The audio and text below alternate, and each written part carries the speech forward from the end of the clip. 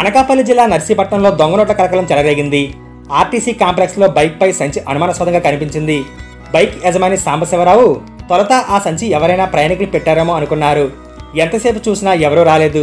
దీంతో కంగారు వచ్చి సంచిని ఓపెన్ చేశారు. లోపల జీన్ ప్యాంట్తో పాటు 500 నోట్ల కట్టలు కనిపించాయి. లెక్కించగా ₹1,00,000 అమౌంట్ ఉంది. నోట్ల కట్టలతో బ్యాగును సాంబశివరావు పోలీసులకు అందజేశారు. పోలీసులు వాటిని పరిశీలించి దొంగ నోట్లుగా నిర్ధారించారు.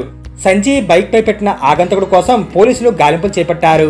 దొంగ నోట్ల ముఠా పనా లేక ఎవరైనా ఆకతాయిలు ఇలా చేశారా అన్న కోణాల్లో విచారణ జరుపుతున్నారు. మామూలుగా అయితే పిల్లలు ఆడుకునే తరహా నోట్లయితే వాటిపై చిల్డ్రన్స్ బ్యాంక్ ఆఫ్ ఇండియా అని రాసి ఉంటుంది. కానీ వీటిపై అలా ఏమీ రాసి లేదు. దీంతో ఇది పక్కాగా దొంగ నోట్ల బ్యాచ్ పనే అని అనుమానాలు వ్యక్తమవుతున్నాయి. పోలీసులను చూసి ఎవరైనా భయపడి అక్కడ పెట్టి వెళ్లారా లేక వేరే ఎవరికైనా అక్కడికి వచ్చి బ్యాగ్ మర్చిపోయారా అనేది పోలీసుల విచారణలో తేలనుంది.